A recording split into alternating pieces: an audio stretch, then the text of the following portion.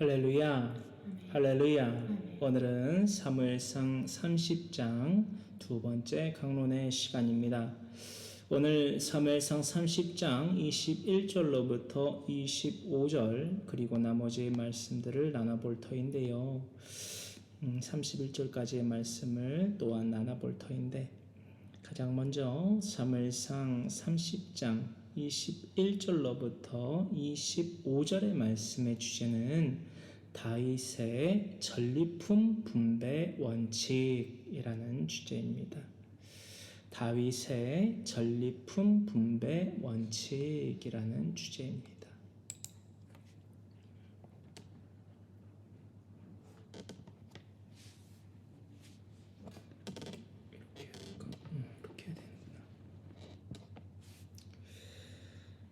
사무엘상 30장 21절로부터 25절의 말씀의 주제 다윗의 전리품 분배 원칙이라는 주제를 통하여서 먼저 21절로부터 22절의 말씀 함께 봉독해 보기를 원합니다. 제가 읽겠습니다. 다윗이 전에 피곤하여 능히 자기를 따르지 못하므로 부솔 시내에 머물게 한 200명에게 오매 그들이 다윗과 그와 함께 한 백성을 영접하러 나오는지라 다윗이 그 백성에게 이르러 문안하매 다윗과 함께 갔던 자들 가운데 악한 자와 불량배들이 다 이르되 그들이 우리와 함께 가지 아니하였은즉 우리가 도로 찾은 물건은 무엇이든지 그들에게 주지 말고 각자의 처자만 데리고 떠나가게 하라 하는지라. 아멘. 21절로부터 22절의 말씀 가운데에 이 지도를 참조하신 가운데 부솔은요 히브리어로 베소르라고 합니다. 베소르라고 합니다. 베소르는 어떤 뜻이냐? 즐거움이라는 뜻입니다. 즐거움의 시냇가라고 할 수 있겠지요. 부솔 시냇가에서 200명이 머물러 있었다라는 것을 우리가 지난주에도 나눠봤습니다. 그렇게 그 200명의 부솔 시내에 머물던 자들이 다윗과 함께 그 400명의 군사들이 돌아오는 길에 마중을 나왔다. 영접하러 나왔고 그러한 그들을 200명의 군사들을 보고서 다윗이 그 200명의 군사 그 백성에게 이르러 그들에게 문안하였다라고 기록이 되어 있습니다. 여기서 문안은 어떻게 해석이 되느냐? 가장 먼저 다윗이 그 백성에게 이르러 문안하였다라는 문장에 대하여서 다위드, 에트, 샤알, 레, 샬롬이라고 하는데요. 그 가운데에서 가장 중요한 것은 샤알과 샬롬입니다. 샤알은 우리가 나눴다시피 알고 있으시다시피 묻다, 구하다, 요구하고 간청하다라는 의미가 있습니다. 무엇을 말입니까? 바로 샬롬을 말입니다. 샬롬이 어떠한 뜻을 갖고 있습니까? 평안과 복지와 번영을 의미하고 있다라는 것을 다 알고 계십니다. 샬롬을 간청, 간구 또한 요구하였다. 평안과 복지와 번영을 더하여 주시는 하나님의 그 은혜를 누리기를 문안하였다라고 하는 이 한 문장 안에 이 히브리어 성경에는 이렇게 기록하고 있다라는 것입니다. 22절의 말씀에 또한 우리는 중점을 더해야만 되겠지요. 그렇습니다. 아말렉 군대와의 전쟁에서 온전한 승전보를 울리며 부솔 시내로 돌아온 다윗과 함께 그 전장에 내려갔던 400명의 군사들에 대하여서 마중을 나온 200여 명의 군사들 그들에 대하여서 다윗은 문안 즉 샬롬을 청했다라는 것입니다. 이러한 다윗과 200명의 군사들의 사이 가운데 있었던 이 사건과는 별개로 어떠한 상황이 펼쳐지고 있습니까? 다윗과 함께 아말렉과의 전투를 치룬 400명의 군사들은 보솔 시내가에 머물러 그 전장 가운데에 내려오지 않았던 200명의 그 동족들에게 각자의 처자들만 주게 하고 어떠한 소유물도 되돌려 주지 말고 떠나게 하라라고 합니다. 가게 하라. 각기 살 길을 도모해서 찾아가게 해라 라고 한 것입니다. 그곳이 어디든지 간에 그들에 대한 이 400명의 그 군사들이 전장에 내려가서 승전보를 다윗과 함께 울리며 왔던 그 400명의 군사들의 요구, 이러한 악한 요구에 대하여서 다윗은 다음과 같이 대답했지요. 23절의 말씀입니다. 이것이 다윗의 전리품 분배 원칙을 더욱더 확고하게, 더욱더 명확하게 다시금 되짚게 된 사건이었다라는 것입니다. 제가 지금 드린 해설의 이 핵심이 담겨져 있습니다. 다시금 되짚어서 확고히 명확하게 세웠다라는 것입니다. 이미 힌트를 드리자면 하나님께서 명하신 명령이 분명히 있었음에도 불구하고 당시에 또한 오랜 시간 동안 하나님의 명령을 잊고 또한 유기하며 자신의 생각과 말과 의지대로 살아왔던 자들이 질비하였다라는 것입니다. 할렐루야. 이것을 잊지 아니함 가운데에 23절의 말씀을 봉독하겠습니다. 다윗이 이르되 나의 형제들아 여호와께서 우리를 보호하시고 우리를 치러 온 그 군대를 우리 손에 넘기셨은즉 그가 우리에게 주신 것을 너희가 이같이 못하리라. 너희가 요구한 바에 의하여서 나는 이것을 행할 수 없고 그것이 이루어질 수도 없을 것이다. 없다. 왜 이렇게 강력하게 딱 잘라서 말할 수 있었을까요? 또한 말해야만 했을까요? 이것이 하나님의 명령이었다라는 것입니다. 23절의 말씀 가운데에 여호와께서 우리를 보호하셨다라고 한 가운데에 이것은 보호는 샤마르라는 단어로서 표기되어져 있습니다. 샤마르는 무엇입니까? 지키다, 준수, 보존, 감시하다, 주의하다 라는 의미가 있습니다. 샤마르는 지키다, 준수하다, 보존하다, 감시하다, 주의하다 라는 의미를 가지고 있습니다. 그렇습니다. 23절의 말씀을 기반으로 하여서 어떻게 발행을 이러한 확고하고 명확한 이 다윗의 대답이 이루어질 수 있었는지를 그것을 우리는 이 말씀들을 통하여서 분석해 보기를 원합니다.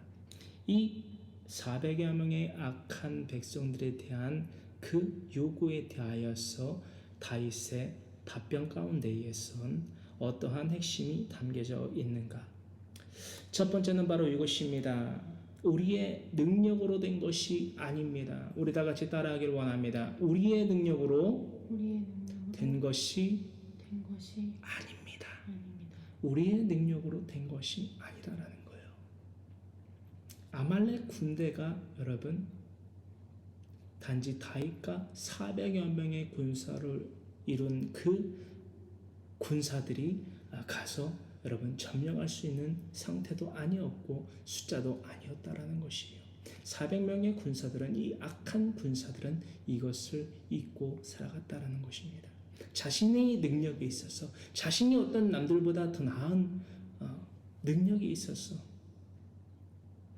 그것들을 이루고 그것들을 성취하고 그것을 거머쥘 수 있었다라는 착각 가운데에서 빠져 있을 때에 범죄는 시작된다라는 것입니다. 이들이 바로 이랬다라는 거예요. 내 거, 내가 목숨 걸어서 내가 되찾아온 것. 아말렉 군대로부터 그들에게 칼질을 하고 창질을 하고 활질을 해서 그들을 죽여서 우리가 빼앗아 온 것이 돼버리는 순간 그 자체가 죄가 되어버린다라는 것입니다. 그 생각에서부터 죄가 시작된다라는 것입니다. 할렐루야. 그러므로 우리의 능력으로 된 것이 아닙니다라고 다윗은 지금 말하고 있다라는 것입니다. 이것은요, 본론적으로 하나님의 소유권을 인정하고 그것을 자신부터 인정하고 그것을 공표하는 가르침을 이 다윗은 전했다라는 거예요. 우두머리로서 사랑받는 자로서 전했다라는 것이에요. 여러분, 다윗 히브리어로 다위드이지요. 다윗의 그 이름이 가진 히브리 명이 가진 의미가 뭐다고요? 두목, 우두머리, 사랑받는 자. 할렐루야. 두목으로서 우두머리로서 하나님과 사람에게 사랑받는 삶을 다윗은 살았다라는 것입니다. 할렐루야. 우리는 다윗과 같은 자들이 되어야만 됩니다. 나아가 다윗을 통하여서 다윗이 그림자가 돼서 그 본영이신 그림자의 본영 되신 예수님을 따라 살아가는 그리스도인이 되시기를 주님의 이름으로 간절히 소망하고 축복합니다. 할렐루야. 이것이 바로 다윗뿐만이 아닌 우리 모든 하나님을 믿고 의지한다라고 말하는 성도요, 카도시요, 그리스도인의 삶을 살아가는 우리 모든 이들의 신앙의 기초여야만 한다라는 것입니다. 할렐루야. 그렇다면 과연 어떻게 하나님의 소유권을 인정하고 그 자신부터 인정한 그 소유권, 하나님께 대한 소유권을 인정한 그 삶을 남에게도 가르칠 수 있을까요? 다윗과 같이 말입니다. 예수님과 같이 말입니다. 바로 이 말씀입니다. 창세기에서 죄송합니다. 이거를 넘겨드리면서 읽었어야 되는데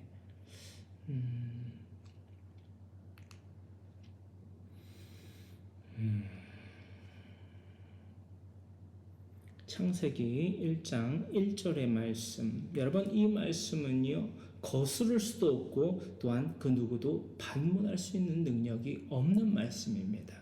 할렐루야. 창세기에서 1장 1절의 말씀입니다. 우리 다 같이 함께 합독합니다. 태초에 하나님이 천지를 창조하시니라. 아멘.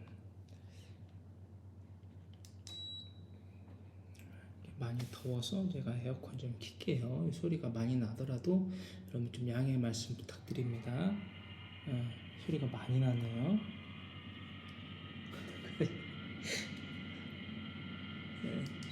땀 닦으면서 그냥 할게요. 너무 시끄러워서 안 되겠네요. 네, 그렇습니다. 이 여러분들 앞에서 하나님의 그 사랑, 즉 예수 그리스도를 통한 그 하나님의 사랑의 그 확증을 받은 자, 그 사랑의 확증을 받은 자답게 하나님의 말씀 성령 66권을 여러분들과 함께 나누는 이 시간, 여러분과 함께하는 이 황모사라는 자가요, 저희 부모님이 하나님을 믿는다라고 말하는 삶을 살아갔기 때문에 하나님을 믿게 된 게 아니에요.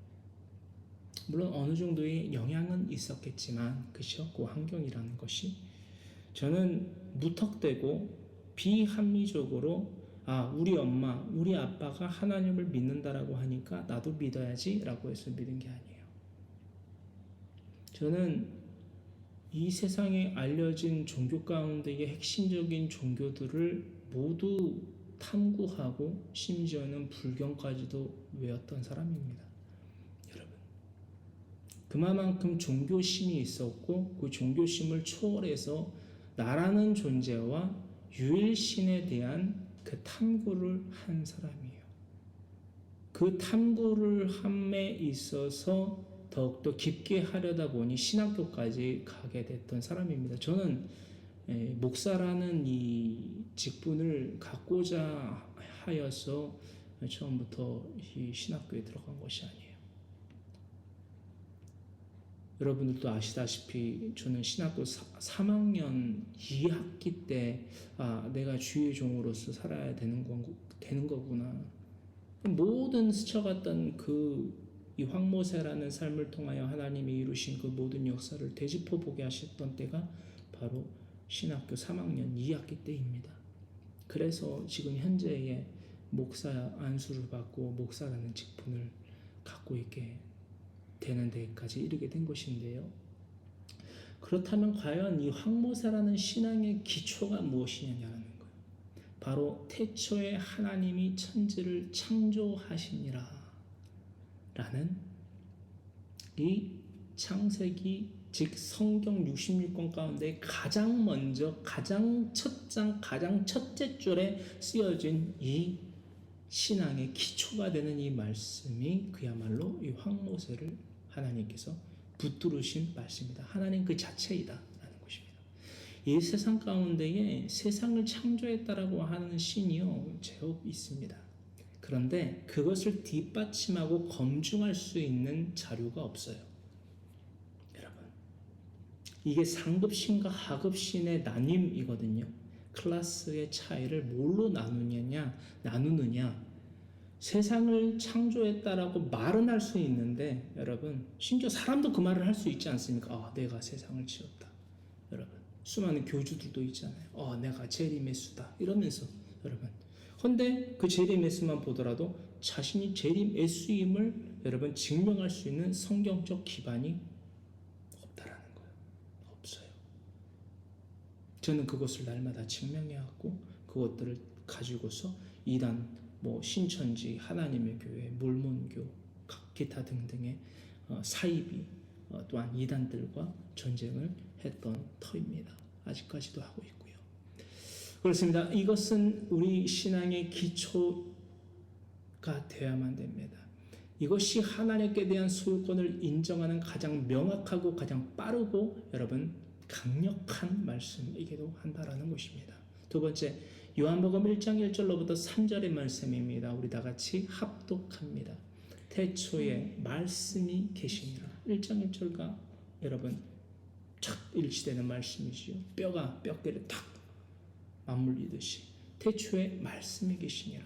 이 말씀이 하나님과 함께 계셨으니 이 말씀은 곧 하나님이시니라. 그리고 뭐가 나오냐면요, 이 믿음의 고백이 나와요. 2절의 말씀, 그가 태초에 하나님과 함께 계셨고 만물이 그로 말미암아 지은 바 되었으니 지은 것이 하나도 그가 없이는 된 것이 없느니라. 아멘. 확실히 말씀 이해가 되시지요? 창세기서 1장 1절과 요한복음 1장 1절로부터 3절의 말씀은 여러분 정말 그 어느 성경 구절보다도 더욱더 강력한 연결고리의 말씀이요. 구약과 신약을 읽는 여러분 그렇잖아요. 그걸 뭐라고 그러죠? 교량이라고 그러나? 기차와 기찻길이 여러분 한 양과 첫 번째 양과 두 번째 양을 잇는 이 연결고리와 같은 거예요. 구약이라는 열차와 신약이라는 열차를 연결하는 연결고리와 같은 역할을 하는 것이 바로 이 말씀이며 이 말씀이 우리 그리스도인의 신앙의 기초가 된다라는 것입니다. 할렐루야. 이것을 잊지 아니하시기를 간절하고 소망하면서 또한 참고하실 말씀으로서 덧붙이는 말씀으로서 로마서 1장 18절로부터 25절의 말씀 다시 말씀드립니다. 참고하신 말씀으로는 로마서 1장 18절로부터 25절의 말씀인데요. 우리가 흔히들 이 말씀을 동성애자들에 대한 경고의 하나님의 메시지로 사용하고 각인시키기가 일수인데 이것은 비단 이 동성애자들만에 대한 말씀이 아닙니다.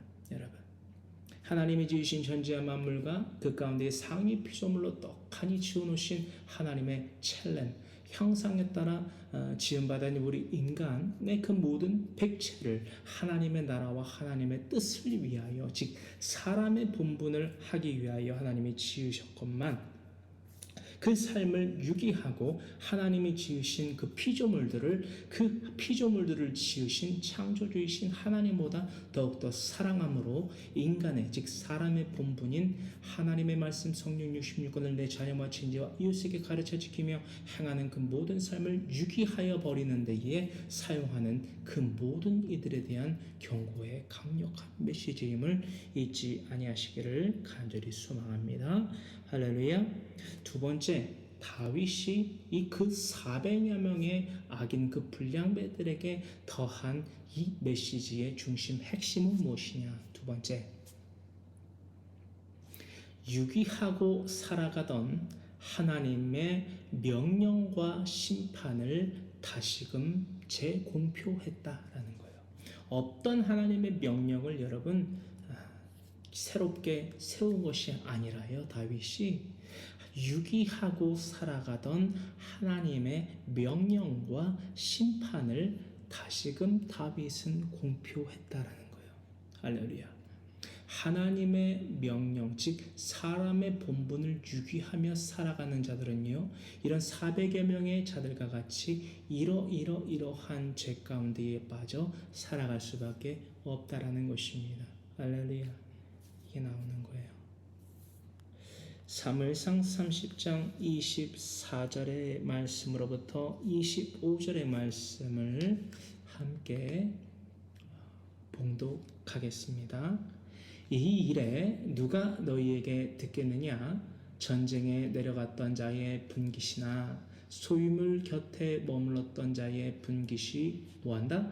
동일할지니 같이 분배할 것이니라 하고, 그날부터 다윗이 이것으로 이스라엘의 율례와 규례를 삼았더니 오늘까지 이르니라. 아멘. 우리가 몇 번이고 나눠봤지만 이 세상, 우리가 발을 딛고 살아가는 이 세상 가운데에 정하여진 법령들이요, 여러분, 성경에 기초하는 것이 다수입니다. 대부분이에요. 오늘날 사람이 이 삶을 살아가다 보니까는 이런 법령을 정해야겠는데 라는 것도 물론 있지만, 그 외에 대다수가 여러분 다분히 하나님의 이 말씀 가운데에 새겨져 있는 것들을 참고하여서 법령을 정하고 혹은 제정하고 현재까지도 있다라는 것을 우리는 발견하게 됩니다. 24절로부터 25절의 말씀에 대하여서 소유물 곁에 머물렀던 자라고 함 가운데의 핵심 단어인 야샤브라는 단어가 있습니다. 이것은 바로 앉다 그리고 머무르다라는 의미를 가지고 있습니다. 저는 군대를 갔다 왔고, 또한 군대 가운데에서도 여러 가지 특기병으로서 근무를 2년 동안 했던 사람으로서 처음에는 FDC라는 포병에 제가 갔다 왔거든요. 육군 포병 1포병 여단 모래시계. 제일 처음에는 FDC라고 해서 산수를 계산하는 그 표적 재원을 이렇게 계산해서 각 포반에 알려주는 역할을 하는 그런 부서가 있는데, 하필이면 골로 제가 들어가서 저는 산수를 못 하거든요. 들어갈 때부터 아주 곤욕이었어요. 시키니까 해야 되는데 못 하겠는데, 이거를 못 알아듣는데, 아무리 설명해줘도 못 알아듣겠는데 이거를 계속 설명하니까 그게 너무 스트레스가 된 거예요. 그래서 이 행정보급관님께서 상사였는데, 그때 당시 그분이 이제 저를 이제 포반으로 보내셨습니다. 몸을 쓰는 곳으로 보내셨는데, 거기서 이제 총 1년을 이제 근무를 한 거죠. 너무 재밌었어요. 재밌었는데 이제 병장이 되면 제대를 하지 않습니까? 근데 그 취사반에 그 병장이 제대를 하면서 이제 취사병이 총 3명이거든요. 총 3명이어야지 60명 넘는 그 인원들을 먹일 수 있는데, 한 명이 빠져버리니까 2명이 되니까 한 자리가 공석이 되지 않습니까? 그래서 제가 그 자리에 들어가게 된 거예요. 저는 그 전부터 고3 취업반 때부터 요리를 배웠던 사람이기 때문에 요리에도 관심이 많았고, 또 요리를 해서 타인에게 주는 그런 즐거움도 알고 있던, 또한 느끼고 있던 터라서 그 취사병으로 근무를 했습니다. 그래서 이 말씀이 정말 무슨 말씀인지 알겠는 거예요. 또한 지금 나눴던 야샤브라는 단어가 그것을 깊이 묵상하고 또한 해상에서 돌이켜 보게 하셨다라는 것입니다. 야샤브, 그곳에 앉아서, 부술 시내에 앉아서 머무르며 그 후방에서 그쵸? 전방에서 싸우고 있는 그 400여 명의 군사들과 다윗과 더불은 그 400여 명의 군사들을 그 기반을 다져주고 후방 지원을 해주고 나아가서 그 소유물들을 그 부술 시내 가운데에 장막을 치고 여러분 뭐 했다고요?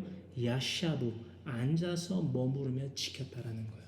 할렐루야. 그것을 다윗도 언급하고 있고 할렐루야. 그럼으로써 여러분 머물렀던 자의 분깃이 여기서 분깃은 헬레크라고 합니다. 헬레크는 할당 그리고 목 그리고 분깃이라는 의미를 가지고 있습니다. 그 머물렀던 자나 전장에 내려가서 싸웠던 그 400명이나 부술 시내에 머물러서 물자들을 지켰던 야시아부 하였던 200여 명의 군사들이나 분깃 헬레크들이 동일하다. 그래서 분배할 것이다. 동일하게 분배할 것이다. 같이 할라크라고 합니다. 초성은 같은데 헬레크와 할라크가 있다라는 거예요. 할라크는 조금 더 직접적인 것이요. 그 헬레크를 나누고 분배하는 것을 할라크라고 합니다. 할렐루야. 적어두시면 좋겠고요. 그래서 이것이라는 것이 어떤 말씀인지 다 총칭이 되시지요? 여러분 전방에 나아가서 칼을 휘두르고 활을 쏘고 방패로 막고 몸싸움을 하고 칼로 찌르고 베고 창으로 찌르고 활을 쏴서 전쟁을 해서 이기고 승전보를 들어온 다윗과 400여 명의 군사들만 군사로서 여러분 그 전유물들을 취할 것이 아니라 헬레크 할락할 것이 아니라 뒤에서 후방에서 부술 시내에서 그 물자들을 지키고 다른 타 적군들로부터 그것을 방어하였던 이 200여 명의 군사들도 같이 그 헬레크를 분깃들을 할라크 나누고 분배받을 것이다 라는 것을 이렇게 공표했다라는 것이에요. 25절 율례 이것으로 이스라엘의 율례와 규례를 삼았더니 우리가 익숙한 단어이지요. 모세오경을 나눴을 때 아주 많이 나눠봤기 때문에 후카와 미시파트 모르지 않습니다. 율례는 후카입니다. 후카가 의미가 뭐지요? 법령, 법칙, 의무, 관습이라는 의미를 갖고 있지 않습니까? 후카, 율례 그리고 나아가서 규례, 미시파트입니다. 심판과 재판과 공의 그리고 법령이라는 의미를 가지고 있습니다. 그러니까 이것이 원칙이 되어서 율례 즉 후카이다라고 공표를 하고 나아가서 규례로 그것을 다스렸다라는 거예요. 할렐루야. 심판했다라는 것입니다. 이 뭐죠? 후카에 대하여서 지키는 자는 그렇죠? 국민 백성으로서 의무를 다한 자로서 매김했다라는 것을 인정하고 그렇지 아니한 그 법령 즉 후카를 어긴 자는 엄중히 규례로서 미시파트로서 심판과 재판과 공의와 법령으로서 치리했다라는 것입니다. 할렐루야. 이것은 다윗이 한 것이 아니고 다윗이 세운 법이 아니고 하나님이 세우신 법이다라고 우리가 나눠봤다라는 것입니다. 뭐를 통하여서? 모세오경을 통하여서 이것을 또 오늘 나눠볼 것이고요. 그것이 무엇이었는지 친절한 모세씨가 여러분들에게 하나하나 다 오물오물 씹어서 여러분들이 입에다 넣어드릴게요. 할렐루야. 아말렉 군대에게 여러분 빼앗긴 것은요. 이 600여 명의 군사들과 더불어 이 다윗이 기거하던 이 블레셋의 성읍 가운데의 하나였던 시글락 성읍에 대한 이 아말렉 군대가 침공을 했었지 않습니까? 이 블레셋 전장의 군영에 나가 있을 때에 할렐루야 다윗과 600여 명의 군사들이 말이에요. 그래서 많은 것들을 처자들을 빼앗기고 물자들을 빼앗겼지 않습니까? 아말렉 군대에게 할렐루야 어떤 말씀인지 되시지요? 그렇습니다. 그렇게 습격을 당한 그 일로 말미암아 아말렉 군대에게 이들이 빼앗겼던 것은 단지 처자들만이 아니었다라는 것입니다. 그렇죠? 자신들의 소와 양과 염소와 각기 곡물들과 그렇죠? 또한 뭐 금속들이 있을 수 있었고 귀금속이 있을 수 있었죠. 왜냐하면 성급의 삶을 살아가던 자들이 있기 때문에 물건 교류를 해야 되지 않습니까? 은도 있었을 것이고 수많은 광물도 있었을 것이고 금도 있었을 것이고 은도 있었을 것이에요. 할렐루야. 그렇기 때문에 그 모든 것들을 여러분 우리가 생각해 봤을 때에 이 200여 명의 군사들의 물질들도 그 가정에 속하여 있는 그 모든 물질들도 포함되어 있었다라는 것입니다. 이것을 우리가 생각하지 못할 수 없어요. 할렐루야.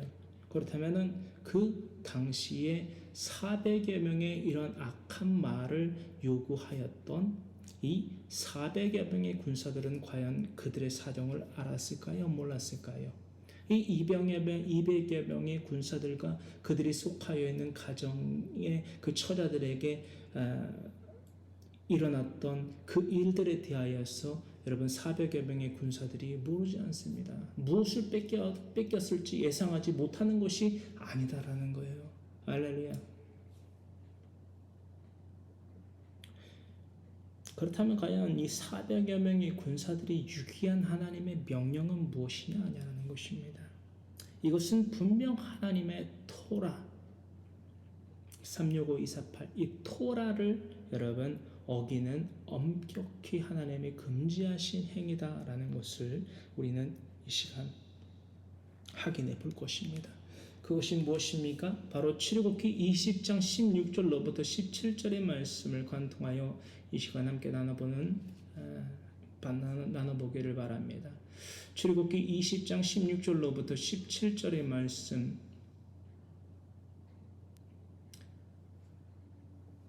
함께 봉독하겠습니다. 내 이웃에 대하여 거짓 증거하지 말라. 내 이웃의 집을 탐내지 말라.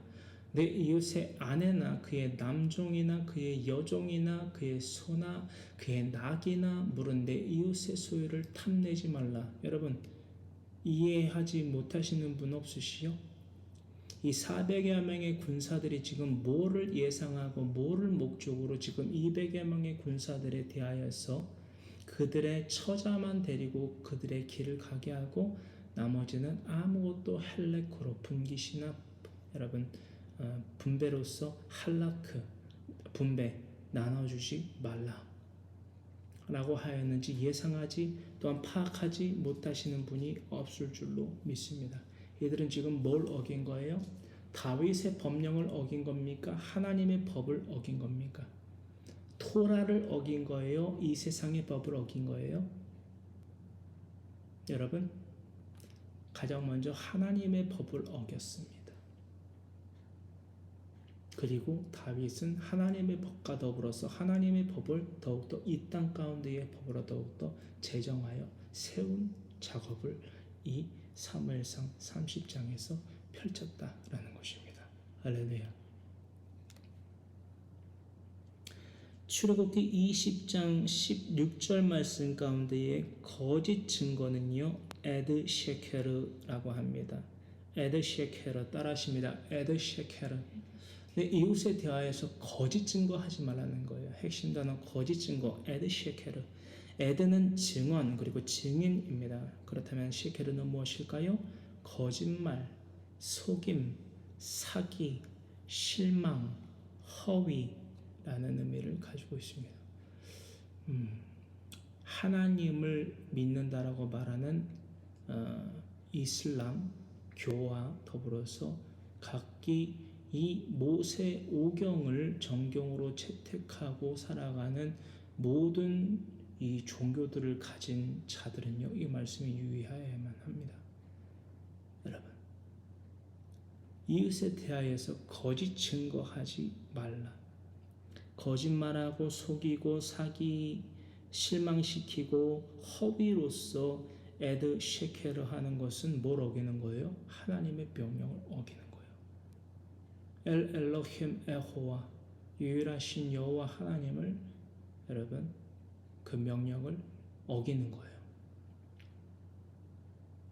근데 하나님을 믿는다라고 말하는 종교 가운데 이게 사기를 치면서 그것이 뭐 지혜로운 사업가라고 부르는 교가 있다라고 알고 있습니다. 그것도 이제 더욱더 탐구해봐야 될 것이지만 그것은 지혜로운 것이 아니에요. 하나님의 명령을 어기는 것이요. 그래서 제가 늘상 말씀드리지만 내 부모가 믿은 종교이기 때문에 나도 믿는 거야. 이게 얼마나 자신의 영혼을 좀먹는 행위인지를 우리는 반드시 명확히 알아야만 됩니다. 할렐루야. 교회 건물에 나아가서 여러분 주여 주여 아멘 아멘 불러 믿습니다 부르짖는다고 그게 믿음의 행위라고 여러분 생각하는 그 생각부터 버려야 돼요. 여러분들의 자녀나 부모님이나 기타 그 밖의 이웃들이 그러한 교회 건물에서 살아가는 그 삶을 믿음의 삶이라고 여러분 하나님을 믿는 삶이라고 안심하실 일이 아니다라는 거예요. 그게 여러분들이 지금 제가 말씀드리고 있지만 그게 여러분들이 안심거리가 되니까 괜찮다라고 생각을 하는 거예요. 그런 안전불감증에 걸려서 그것은 안전불감증도 아니에요. 사실상 반드시 일어날 수밖에 없는 사고를 여러분 앞두고 있는 것이고 사고를 뛰어넘어서 반드시 하나님께서 징벌하시는 심판을 받을 수밖에 없는 삶이다라는 것을 우리는 잊지 말아야만 된다라는 것입니다. 17절의 말씀, 이 400명의 엘라시아들과 더불어 악인들과 더불어서 불량배들과 더불어서 우리 모두가 받아야만 되는 경고이기도 합니다. 내 이웃의 소유를 탐내지 말라라는 거예요. 이것은 탐내지 말라라는 핵심 단어에 대하여서 문장에 대하여서 low 부정문이지요. 무엇이 아니다라는 의미를 가진 low 하마드라고 합니다. low 하마드 따라하십니다. low 하마드. low 하마드는 하마드는 몹시 바라다, 탐내다, 기뻐하다. 할렐루야. 로 하마드 몹시 바라고 탐내고 기뻐하다. 할렐루야. 탐내지 말라는 거예요.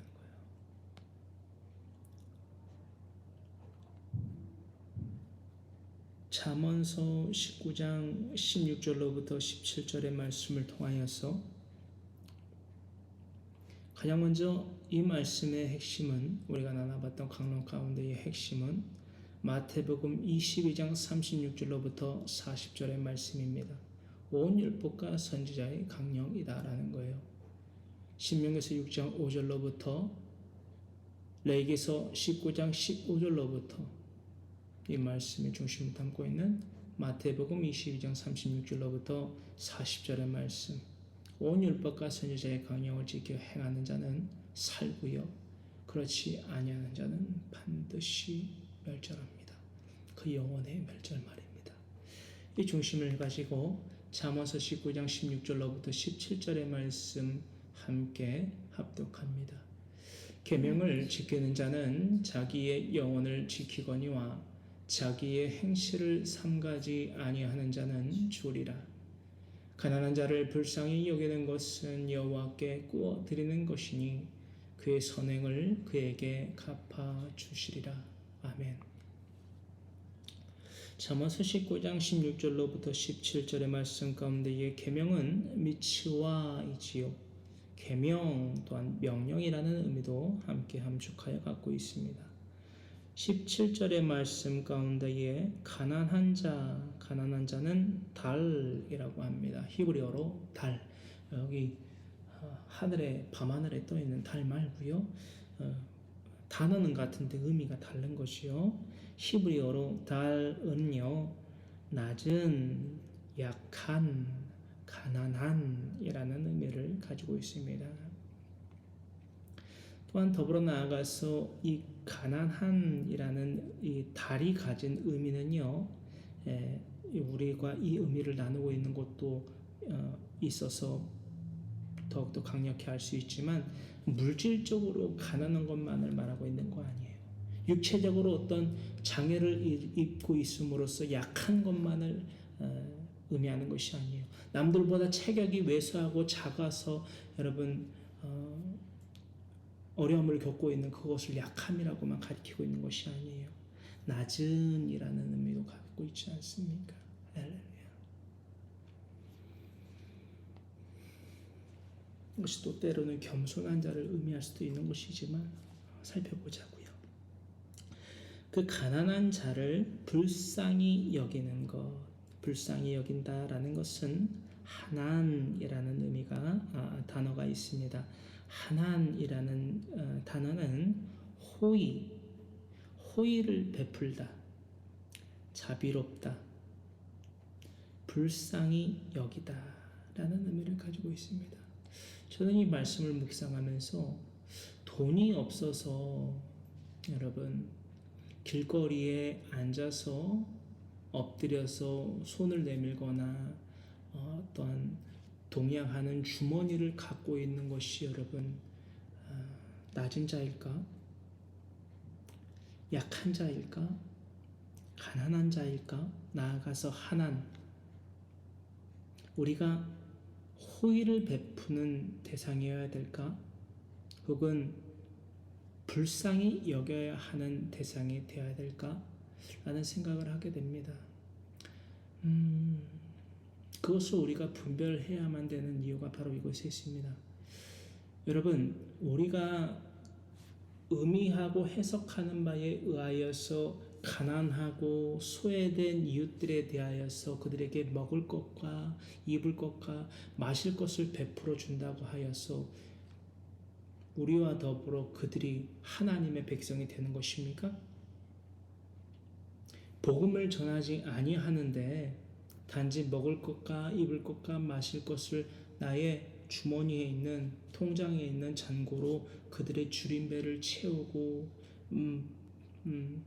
마른 목을 채워주고 여러분 헐벗음을 옷으로 덮어준다라고 해서 우리와 그들이 그 호의라는 것을 자비라는 것을 베풀고 베품받은 자들이 하나님의 자녀가 됨으로써 구원이라는 영생할 수 있는 기회를 얻음으로써 온전히 그 구원을 이루어 온전한 영생을 얻게 될 수 있느냐라는 질문을 드리고 있는 것입니다. 제가 언젠가 이 질문을 드린 바가 있습니다. 하나님을 믿지 않아도 이 인간의 개념 가운데에서의 많은 선행을 베풀면 구원을 받을 수 있다라고 생각하시는 분은 손을 들어보세요. 아주 적지 않은 분들이 손을 들었다라는 것입니다. 그게 오늘날 우리가 하나님을 믿습니다 라고 말하는 이 기독교라는 공동체 내 가운데에 그리 보기 어렵지 않은 아주 대수롭지 않은 일인 것이 저에게는 너무 충격입니다. 여러분 그렇게 우리가 생각하고 해석하는 바대로라면 이 성경이 우리에게 무슨 소용입니까? 이 성경이 과연 우리에게 무슨 소용이 있느냐라는 거, 무슨 능력이 있느냐라는 거예요. 이거 없어도 되잖아요. 그렇게 따지면 어떤 말씀인지 아실까요? 천국은요 돈으로 갈 수 있는 것이 아니에요. 천국은요 가난한 자, 헐벗은 자, 동냥하고 있는 자에게 적선을 한다고 해서 갈 수 있는 곳이 아니에요. 왜 이것을 가르치지 않고 왜 그 가르침을 받지 아니함으로 멸망할 수밖에 없는 삶을 살아가고 있는 자들을 잘하고 있다. 그게 하나님의 사랑이다. 예수님의 사랑이다. 이렇게 가르치고 있는 줄 아십니까? 강론을 안 하기 때문에 그래요, 여러분. 하나님이 누구인지를 모르기 때문에 하나님이 명하신 명령이 뭔지 모르기 때문에 그러고 살아가는 거예요. 하나님 이름 팔아가면서 예수님 이름 팔아가면서 성령님 이름 팔아가면서 사마리아 성의 시몬과 같이 자칭 큰 자라 하며 많은 무리가 따르게 만드는 그 시몬이라는 자와 같이 여러분 그 삶 살고 계시지 않습니까?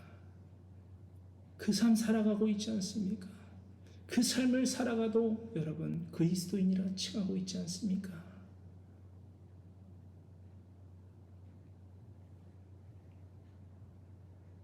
아니다라는 거예요.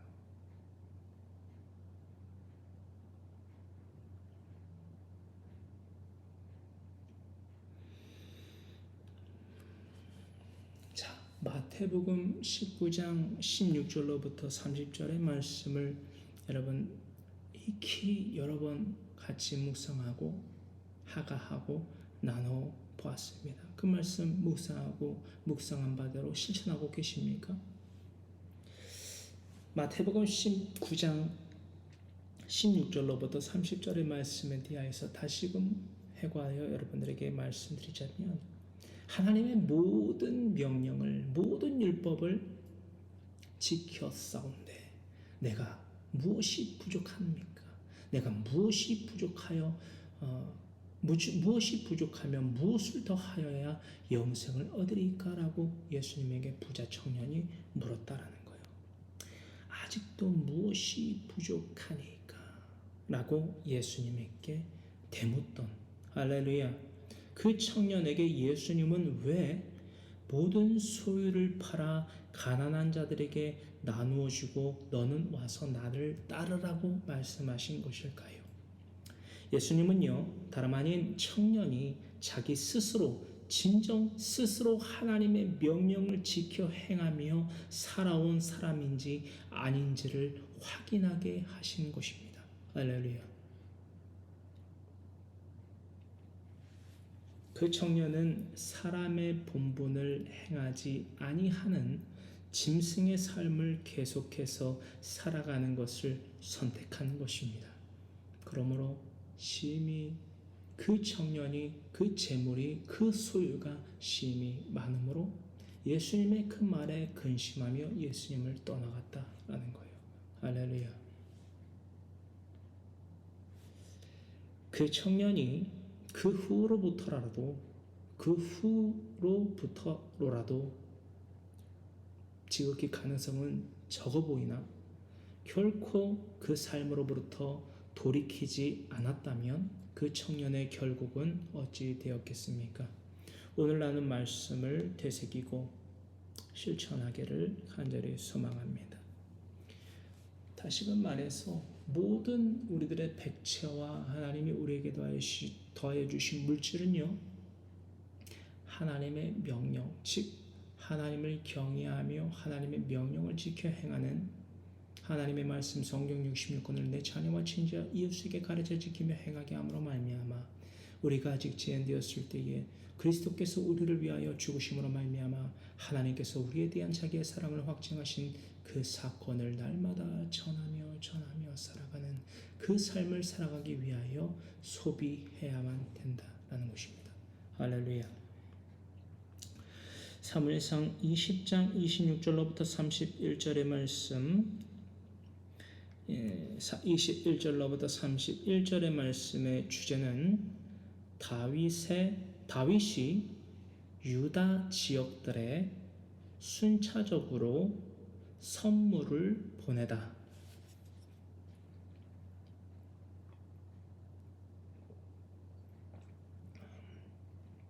다윗이 유다 지역들에 순차적으로 선물을 보내다. 다윗이 그 전리품 가운데의 일부를 귀한 것들을 순차적으로 어떤지요? 유다 지역들에 있는 성읍에 각기 선물로 보냈다라는 거예요. 무슨 말인지, 각기 어떤 유다 지역들에 어떤 선물들을 보내고 그 의미의 목적이 무엇인지에 대하여서 우리가 26절로부터 31절의 말씀을 함께 봉독합니다. 다윗이 제가 이거를 보고 읽어야겠네요, 같이. 다윗이 시글락에 이르러 전리품을 그의 친구 유다 장로들에게 보내어 이르되 보라, 여호와의 원수에게서 탈취한 것을 너희에게 선사하노라 하고 베델에 있는 자와 남방 라못에 있는 자와 얏들에 있는 자와 아로엘에 있는 자와 신못에 있는 자와 에스드모아에 있는 자와 라갈에 있는 자와 여라무엘 사람의 성읍들에 있는 자와 겐 사람의 성읍들에 있는 자와 홀마에 있는 자와 고라산에 있는 자와 아닥에 있는 자와 헤브론에 있는 자에게와 다윗과 그의 사람들이 왕래하던 모든 곳에 보내었더라. 아멘. 26절로부터 31절의 말씀이요. 나눠야 되는 히브리어가 많습니다. 이게 다른 구절들도 그렇지만 이 26절로부터 31절의 말씀의 핵심은요. 히브리어예요. 왜냐하면 히브리어가 의미가 있지 않습니까? 각기 그 이름에 그 의미들을 제가 여러분들에게 불러드릴 것이고 그 의미들을 적고 26절로부터 31절의 말씀을 다시 읽어보세요. 이게 무슨 말씀인지 어떤 의미와 목적을 가진 것인지 명명백백하게 다 보이게 됩니다. 미리 말씀을 드리면 그 선물을 다윗이 선물을 보낸 유다 성읍들의 가운데에 첫 번째 시작은 어디예요? 베델입니다. 그리고 가장 마지막은 헤브론입니다. 이 정도 말씀을 드렸을 때 알아들으신 분들, 이것을 알아들으신 분들은요, 적어도 창세기부터 사무엘상 현재 30장까지 강론을 나누고 계신 분들은 제가 이렇게만 말씀드려도 이거이지 않을까 정도는 유추할 수 있어야만 돼요. 여러분, 이게 그리스도인의 상식이다 라는 말씀을 드리면서, 그렇다고 그것이 믿음 있는 자는 아닙니다. 여러분, 알고 있는 그것을 전하며 지켜 행하는 삶을 살아가지 않는다면 다르지 않아요. 하나님을 믿지 않는 자들과 다름이 없다라는 것을 말씀드리면서 26절로부터 31절의 말씀 가운데에 27절 베델, 설명을 안 드려도 되지만 저는 친절한 모세시이기 때문에 설명을 드릴게요.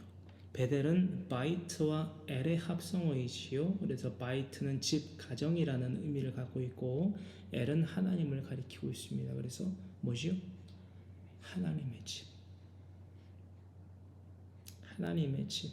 가장 먼저 하나님께 이 이스라엘 민족들 가운데에 가장 먼저 하나님 앞에 제단을 쌓고 미즈베아흐를 쌓고 하나님께 제사를 지냈던 곳이라고 해도 가언이 아닌 뿐만이 아니라 그게 사실이죠. 베델. 그리고 남방 라못, 이것은 라마와 네게브의 합성어이지요. 남방에 있는 라못이라고 하는 것이니까 라마와 네게브를 띄워놓고 봐도 다른 것은 없습니다. 라마, 네게브, 이것은 남방은 높은 곳이라는 의미를 갖고 있지요. 네게브는 네겝, 그리고 남방, 그리고 남쪽 방향을 의미하고 있다라는 것을 말하고 있습니다. 야틸은 야티르라고 하여서 남은, 그리고 또한 풍부라는 의미를 가지고 있습니다. 28절에 아로엘은 나무가 무성한 곳이라는 의미를 가지고 있습니다. 그리고 심못은 시프모트라고 하여서 수확이 많음, 그리고 다산이라는 의미를 가지고 있습니다. 그리고 에스드모아는 에시테모아라고 하여서 복종이라는 의미를 가지고 있습니다. 29절로 내려가서 라갈은 라칼이라고 하여서 장사, 그리고 상업이라는 의미를 가지고 있습니다. 라칼은 장사, 상업이라는 의미를 가지고 있습니다. 제가 대부분 한 번만 부르고 넘어가는 거거든요. 놓치신 것은 다시 영상을 통해서 확인하시고 강해 설교 노트를 작성하라 라는 말씀을 다시금 드립니다. 놓치시더라도 놓쳤다고 안 쓰시면 안 돼요. 영상을 돌려보실 수 있잖아요. 그래서 영상을 돌려보셔서 강해 설교 노트를 작성하셔서 믿음의 삶을 살아가시기를 바랍니다.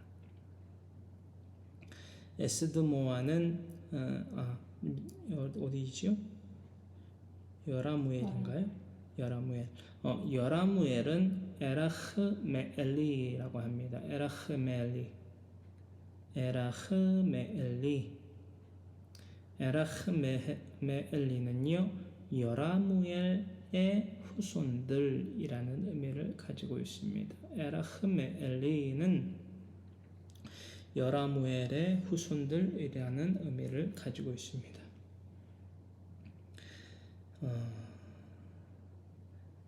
겐 사람의 성읍에 있는 자라고 말할 때에 겐은요 히브리어로 켄이라고 합니다. 그 의미 또한 겐 족속의 사람들이라고 기록을 하고 있고요. 이것은 가인 족속이 아닙니다. 여러분, 가인 족속이 아니라 제가 성경을 연구하며 또한 많은 성경학자들과 주석가들의 말에 또한 참고를 해보면 레갑의 후손들이 유력합니다. 특히나 레갑의 후손들은 모세의 장인인 호밥, 이드로, 루엘 이것을 각기 지방에서 다른 의미로 부르는 다르게 부르는 한 명의 사람인데 이 세 가지 이름으로 불렸다라는 거예요. 호밥, 이드로, 루엘 성경에서. 그래서 이 모세의 장인 이드로 혹은 호밥 혹은 루엘이라는 인물을 조상으로 둔 자들이 바로 레갑의 후손들이잖아요. 이 레갑의 후손들이 바로 이 29절에서 가리키는 겐 사람의 성읍에 있는 자, 성읍들에 있는 자라고 일컫고 있는 유다 족속과 가까이 지냈던 자들이지요. 이들로서 유력하게 보고 있다라는 거예요. 그냥 제 생각만이 아니라 이것은 가장 먼저 모세의 장인이 이때 등장을 하지요. 출애굽기 18장으로부터 사사기서 4장, 사무엘상 15장, 그리고 우리가 아직 나눠보지 못한 역대상 2장 그 가운데에 55절의 말씀을 참조하시면 제가 지금 드리는 해설의 기반과 기틀을 여러분들이 함께 공존하여 가질 수 있다라는 말씀을 드립니다. 그리고 홀마, 이거 30절의 홀마는 호르마입니다. 호르마는 은신 그리고 피난처라는 의미를 가지고 있습니다.